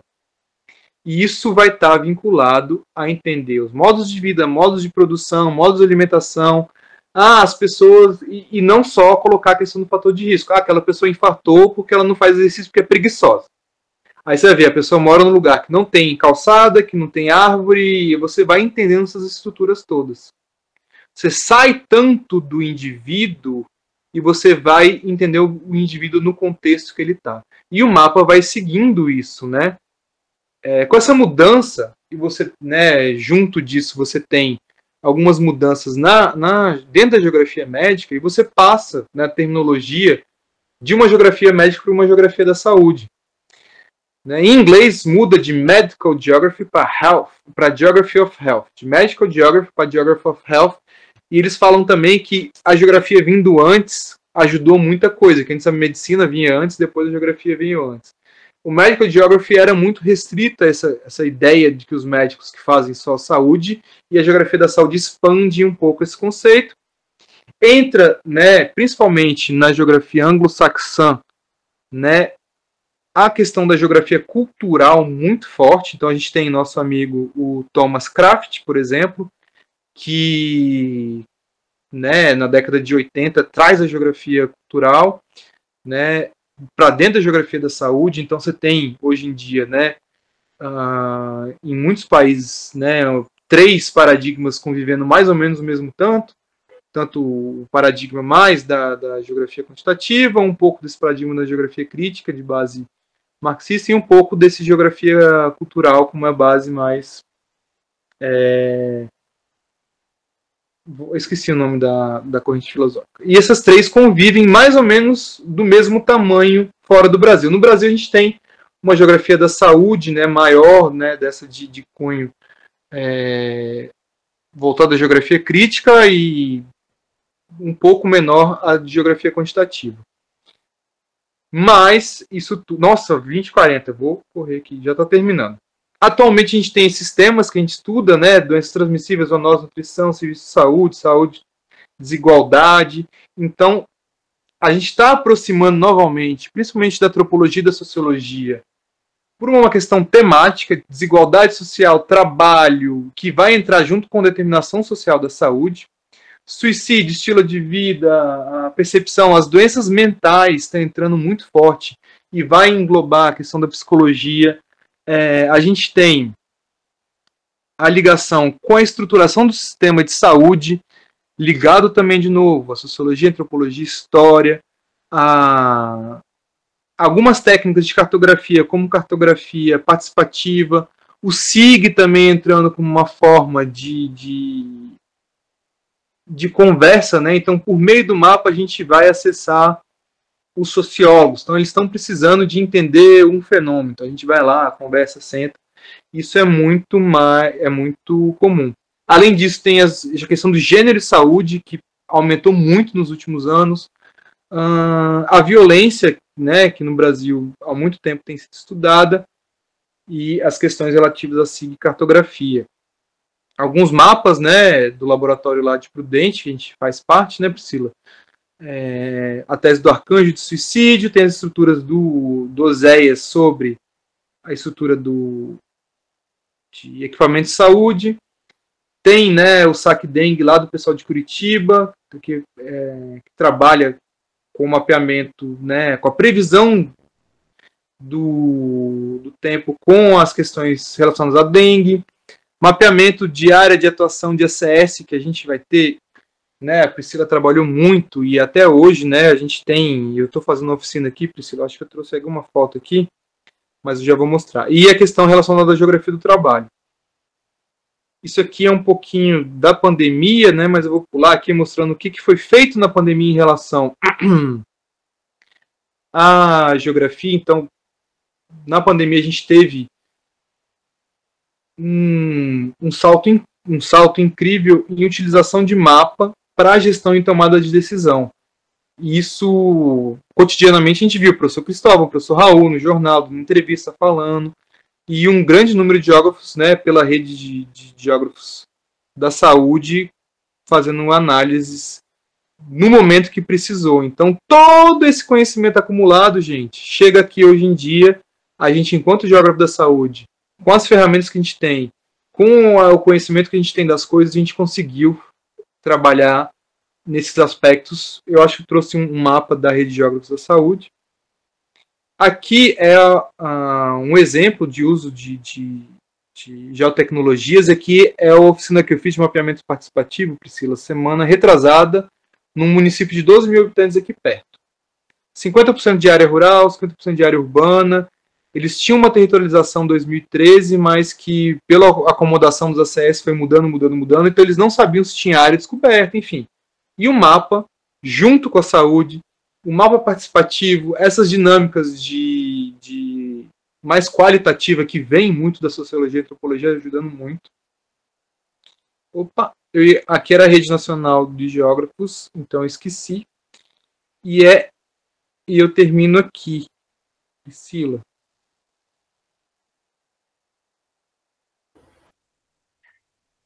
Muito obrigada, né? Parabéns pela conferência de abertura. Eu sei que, em geral, a gente não abre para pergunta, mas eu queria saber se tem alguém que queria fazer alguma colocação ou alguma pergunta. Não. Eu queria só fazer um comentário. Eu queria fazer só um comentário, né? Quando você estava falando da malária, né? Nos Estados Unidos, que realmente, assim, hoje em dia a gente estranha. Mas tem um livro que eu estava lendo, inclusive, para os meus filhos, acho que faz uns 2 anos, no período da pandemia, né? Eu estava lendo para os meus filhos e falava exatamente de casos de malária. Então, era daqueles livros de Laura Ingalls, eu não sei se você já ouviu falar, que é dos pioneiros, né? O pessoal que sai da parte leste dos Estados Unidos e vai para a parte oeste dos Estados Unidos no final do século XIX. Né? Um tempo, assim, ainda anterior ao trem. Né? No período que eles estão fazendo... Que ela vai escrevendo o livro, que vai falando da vida dela, aparece o trem também na história. Em um dos lugares que eles moraram, a família inteira e todo o pessoal que estava assim nas proximidades estava pegando malária. Então é uma coisa que era comum, era normal, né, naquela época. Não, pra você ter noção, na cidade do Rio de Janeiro, acho que na década de 50, em 1950, você teve 1 milhão de casos de malária na década de 50. Na cidade do Rio, era assim, absurdo, era absurdo. E malária na região extra-amazônica no Brasil, acho que até a década de 80 você tinha um ou outro. Você ainda tinha malária nessas regiões. E assim, é recente, é entender, né, que na medida que você vai, aí a gente volta no SORRE, né? A gente vai moldando, né, a gente vai colocando técnica no meio e essa técnica orientada para a eliminação de uma espécie, a gente vai eliminando o complexo patogênico, né? Então, a gente tinha esse complexo patogênico mais extenso da malária no Brasil e hoje ele está circunscrito à região amazônica e parecia que a gente tinha até uma possibilidade de diminuir ainda mais a malária, mas, enfim, aparentemente não deu muito certo, mas a gente diminuiu bastante a área de extensão da malária. Verdade. X, tu quer falar? Rafael, parabéns pela exposição. Rafael, o que a gente vê que nos últimos... Eu tenho acompanhado vocês, né, desde que Priscila me arrastando para a Geografia da Saúde, eu fui acompanhando os eventos, acompanhando os encontros, acompanhando a formação da rede, mas parece que sempre falta algo a mais, no sentido de efetivar uma rede, sabe, de você ter a materialização de uma rede. Experiências como esta que você está colocando, trabalhos como a Priscila faz aqui, trabalhos como a Natasha faz, quer dizer, o Brasil... A Geografia da Saúde no Brasil está sendo construída, materializada, mas sabe aquele quebra-cabeças, que você tem um quebra-cabeça, e você deve ter brincado já de quebra-cabeça com teus filhos, né? Tem um quebra-cabeça. Vocês conseguiram separar as peças, mas parece que na hora de juntar ainda falta algo a mais. Eu queria saber de você, que algo a mais é esse que falta, como poderia articular efetivamente uma rede, né, para se trocar experiências, sabe, quem sabe no futuro próximo, né, de ter esse intercâmbio mesmo, sabe, de uma visita do outro, enfim, como é que você visualiza isso?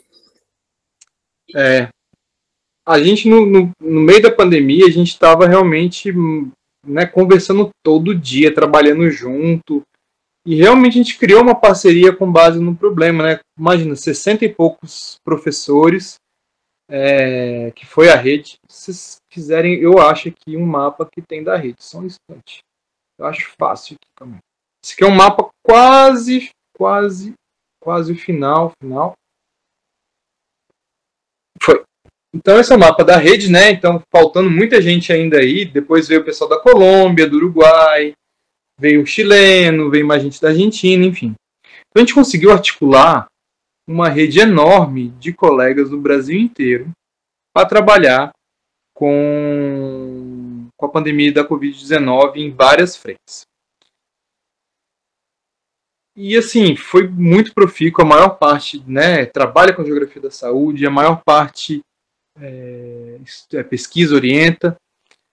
Mas eu acho que uma das coisas que dá uma travancada, na minha opinião, tá? É a falta da gente ter cadeira de Geografia da Saúde. Se a gente tivesse a cadeira... Porque, por exemplo, eu sou professor de cartografia. A Marta é de Geografia Humana, Marta? Teoria e método. Teoria e método. Legado à filosofia. O Xisto vai também ter outro... Não tem professor de... Então a gente tem que sempre estar na nossa área em outra. Né? Eu dou aula de cartografia, dou aula de geotecnologia e pesquiso Geografia da Saúde. Então, eu acho que enquanto a gente não tiver uma institucionalidade dentro da academia, ou, né, não, beleza, nos ministérios já tem, mas eu acho que precisa da gente ter esse alívio dessa carga a mais que a gente tem, Rafael, em relação ao trabalho, que aí vai poder aumentar. Igual o pessoal de clima. Eles Rafael, fizeram associação... Oi. Desculpa interromper, mas assim, eu vejo o seguinte, a atividade de você, Geografia da Saúde, por exemplo, aos trancos e barrancos, Priscila conseguiu colocar uma disciplina optativa, né? Uhum. Isso já foi um avanço. Mas, como a Geografia da Saúde, ela transita em diferentes geografias, né? Eu acho assim que, na minha avaliação, vendo uma avaliação de quem é da área de urbana, regional, de quem está vendo de fora, eu penso que seria pela extensão e pesquisa, sabe? Eu acho que pegar um edital desse nacional e fazer uma atividade interativa de extensão, eu acho que seria um passo importante. A questão é sentar e começar a dialogar, né? Pegar um edital desse do CNPq, sabe? Da CAPES, né? De você pegar esses editais que o MEC está colocando agora, que está promovendo intercâmbio de estudante, da passagem diária para estudante, sabe? Eu acho que é nessa linha, sabe? Pegar um eixo norteador, por exemplo, o que é que está mais afligindo o Brasil na atualidade? É a dengue. A dengue, ela tem, o governo tem tido dificuldades, né, para estar inibindo a expansão. Então, acho que seria o momento, sabe, de sentar e dizer, ó, vamos montar um projeto junto, mas um projeto aplicado, sabe? E até mesmo aplicado no sentido mesmo literal da palavra, criar um aplicativo, ó, vamos montar um aplicativo junto, que seja uma rede nacional, enfim, fica a ideia, tá? É bom quem está de fora que dá a ideia, porque quem trabalha é quem vai se envolver. Não, mas a gente viu que na Covid, quando a gente tem um problema bem específico, a gente junta para resolver o problema específico. Eu vi que nosso grupo é muito pragmático, né?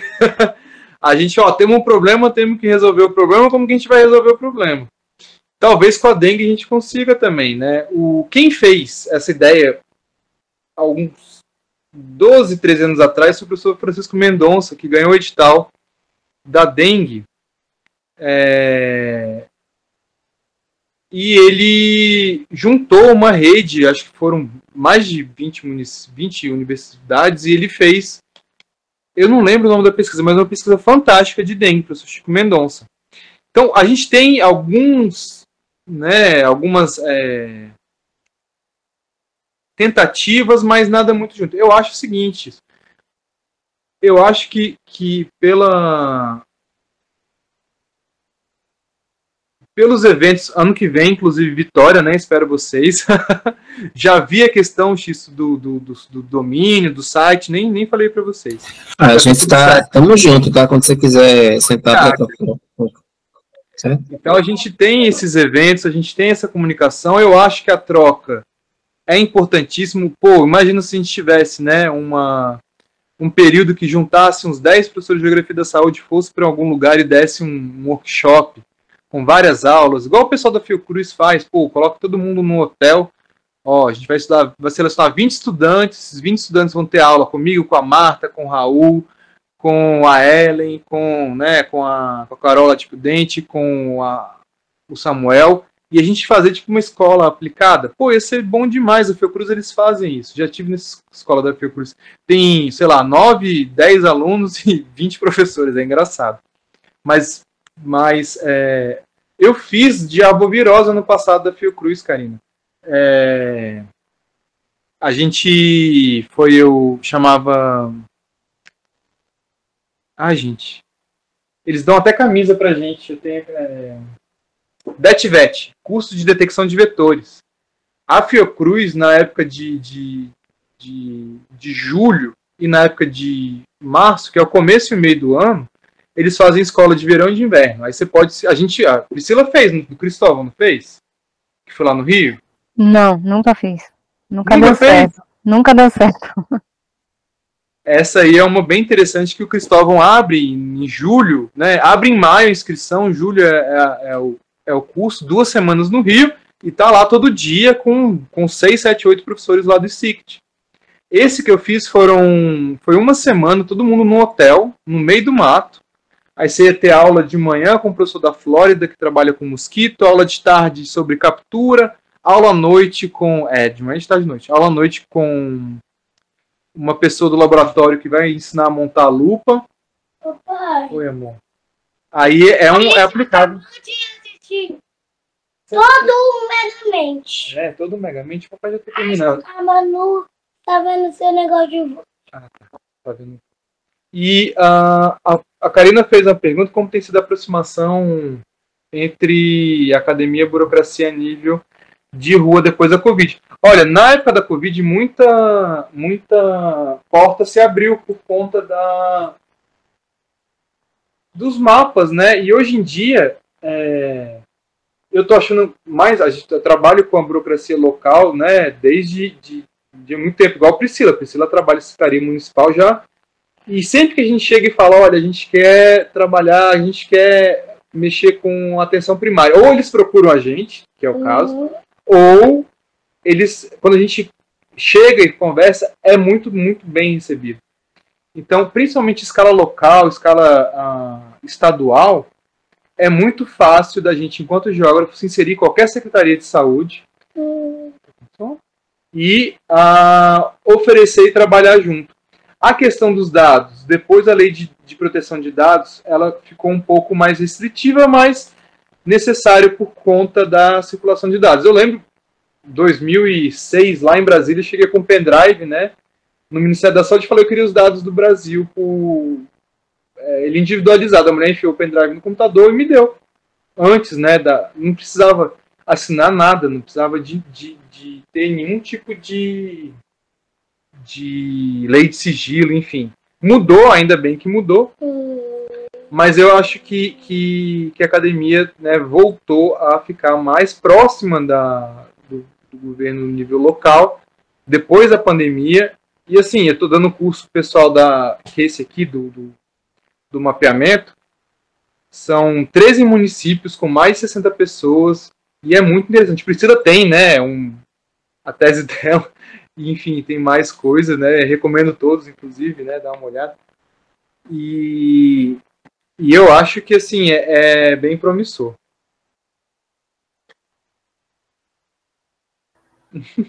Para com isso. Acho que agora encerraram as perguntas. Chico, tu vai passar o vídeo? Pronto, e a gente vai encerrar agora. Mais uma vez quero agradecer, viu, Rafael? Foi ótima a tua conferência, amei mesmo. Valeu. Foi uma revisão, assim, para quem faltou alguma aula, foi uma revisão maravilhosa. Maravilha. A gente não conseguiu ter um momento artístico, né, logo na abertura. Inclusive não conseguiu trazer Sara também, né, para poder apresentar, mas aí a gente, como é um evento assim de disciplina, tinha que ser gratuito, né? E a musicista mais próxima que a gente tem agora é ela. Vamos ver se vai dar certo aqui. Quando quiser, é só falar, pessoal. Pronto, pode colocar.